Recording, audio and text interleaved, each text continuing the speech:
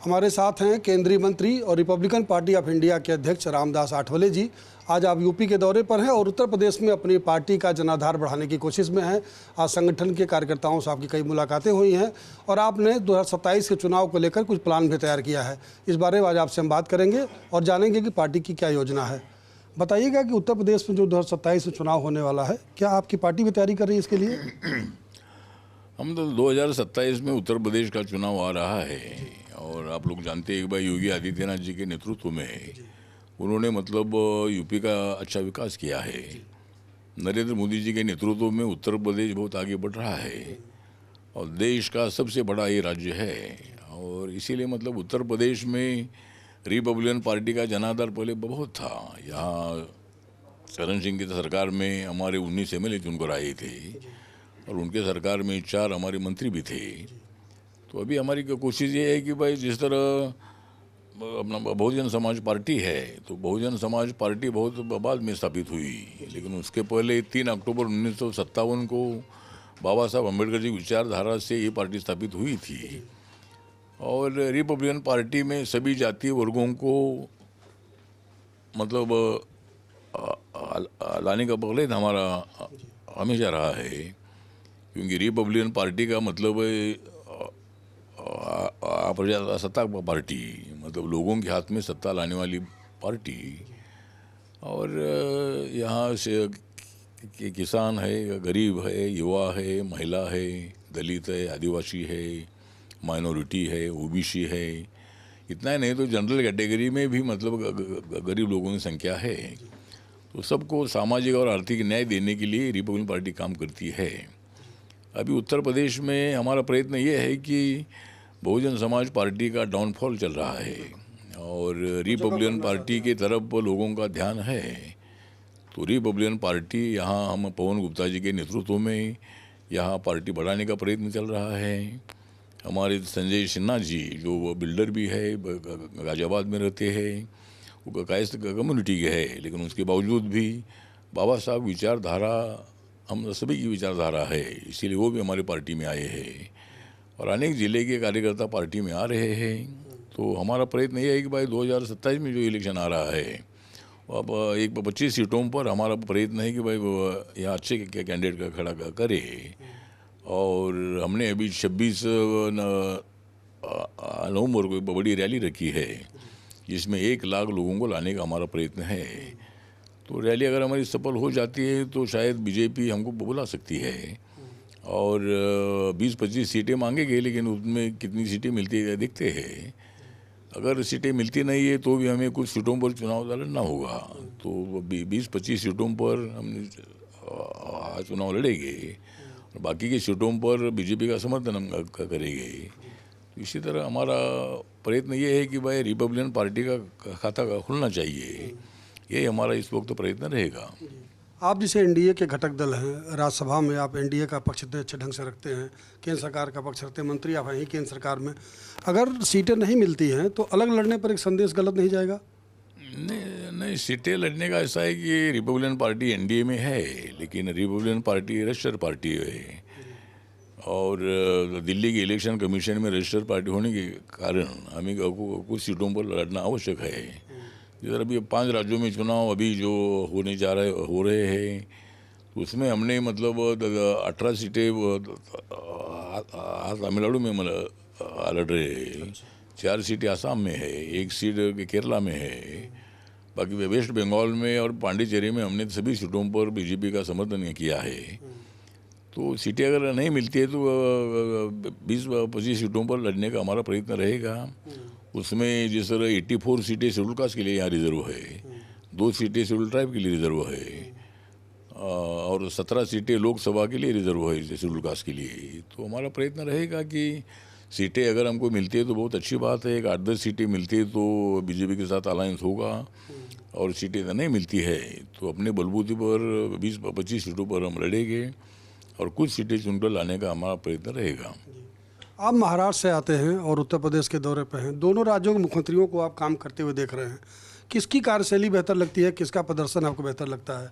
मतलब आपके जो महाराष्ट्र के मुख्यमंत्री हैं और जो उत्तर प्रदेश के मुख्यमंत्री हैं, दोनों में अगर तुलनात्मक रूप से देखा जाए किसे बेहतर मानते हैं आप? हाँ, तो बेटर तो मतलब तो दोनों भी बेटर है। महाराष्ट्र भी हमारा मतलब वहाँ देवेंद्र फडणवीस जी के नेतृत्व में महाराष्ट्र का विकास अच्छा हो रहा है। मुंबई अपने में इंडिया की आर्थिक राजधानी भी है, और मुंबई में मतलब उत्तर भारतीयों की संख्या बहुत बड़ी है। तो मतलब महाराष्ट्र का भी कारोबार बहुत अच्छा है। और योगी आदित्यनाथ जी ने भी जब से वो मुख्यमंत्री बने हैं तब से उन्होंने डेवलपमेंट की तरफ ध्यान दिया है।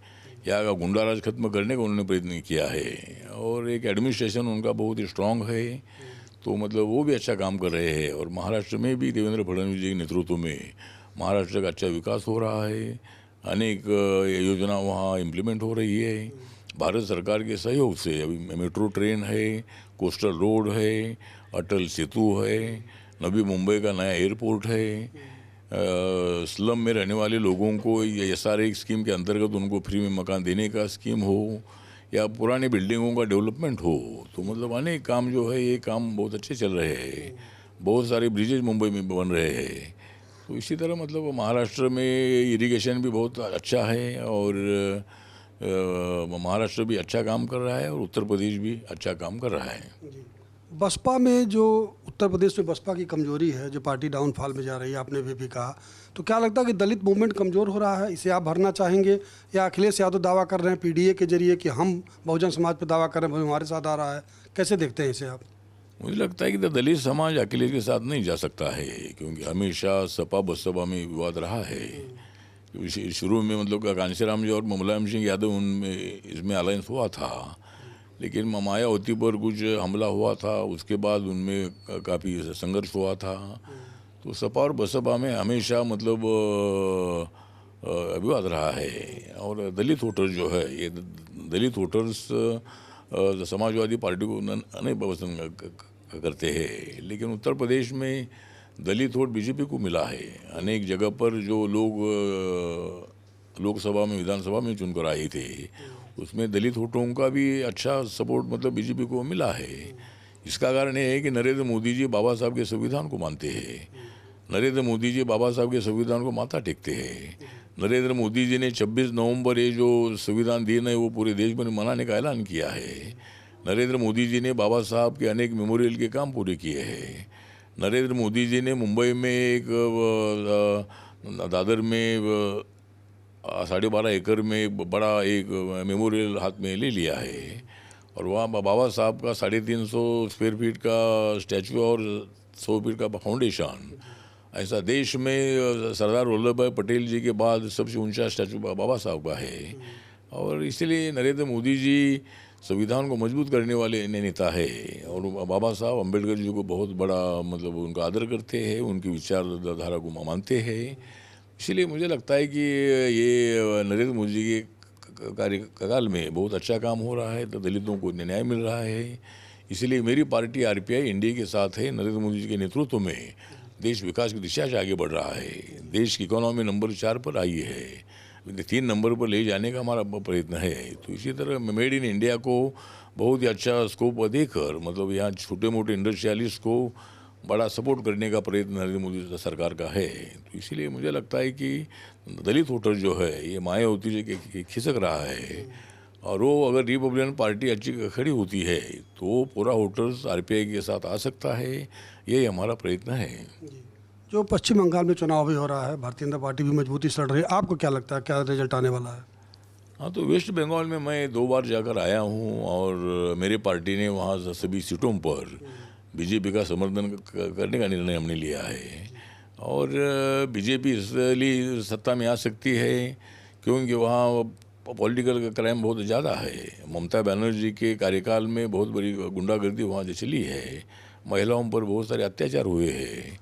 और इसीलिए अभी हमें पूरा विश्वास है कि जो 294 सीटें हैं उसमें से 200 से ज़्यादा सीटें बीजेपी की चुनकर आ सकती है, और वहाँ इस वक्त मुख्यमंत्री बीजेपी का बनेगा, और ममता बनर्जी की छुट्टी हो जाएगी, ऐसा हमें पूरा विश्वास है। अच्छा, एक आखिरी सवाल, केंद्रीय मंत्रिमंडल के विस्तार की अटकलें भी लगाई जा रही हैं, तो क्या कुछ प्रमोशन होगा आपका? केंद्रीय मंत्रिमंडल का विस्तार होने वाला है जी, चर्चा चल रही है, तो कुछ प्रमोशन होगा आपका? अभी मेरा प्रमोशन हो चुका है। मुझे तो 3rd टाइम मतलब बीजेपी ने राज्यसभा में लिया है। नहीं, आपके समर्थक मानते हैं कि आपको कैबिनेट मंत्री बनाना चाहिए था, पार्टी बहुत दिन से नहीं बना रही है। नहीं ठीक है, अभी वो मेरा जो प्रमोशन का प्रॉब्लम ऐसा है कि एनडीए में दूसरी एक दो मेंबर वाली पार्टियां है, मेरी पार्टी का एक भी लोकसभा में मेंबर नहीं है। उसके बावजूद भी नरेंद्र मोदी जी ने, अमित शाह जी ने मुझे तीसरी बार उनके मंत्रिमंडल में मौका दे दिया है। इसलिए मुझे लगता है कि प्रमोशन का विषय नहीं है कि उनकी टेक्निकल डिफिकल्टी ऐसी है कि बाकी जो पार्टियां हैं जिनके 5-6 मेंबर है, ऐसे लोगों को क्या मिला है। तो मेरे पार्टी का एक भी लोकसभा मेंबर ना होने से मुझे वो अपेक्षा नहीं है। मुझे जो मिला है उसमें मैं समाधानी हूँ और मैं पूरे देश भर में मेरी पार्टी को बढ़ा रहा हूँ। देश के 28 राज्यों में मेरी पार्टी का यूनिट है, 8 केंद्र शासित प्रदेशों में मेरी पार्टी काम करती है और 2 राज्यों में मेरी पार्टी को रिकग्नाइजेशन मिला है। गन्ना किसानी सिंबल मेरी पार्टी को मिला है। तो भी 2 राज्यों में अगर हमको मान्यता मिलती है तो हमारी पार्टी को राष्ट्रीय मान्यता मिल सकती है। और मेरा अगले 5 सालों में मेरा प्रयत्न ये है कि जो 4-5 पार्टियाँ जो नेशनल पार्टियाँ हैं उसमें मेरे पार्टी का भी नंबर आ सकता है। आप सुन रहे थे केंद्रीय मंत्री रामदास आठवले को। वीडियो जर्नलिस्ट सुंदरम केसरी के साथ राजीव ओझा, लाइव टाइम्स, लखनऊ।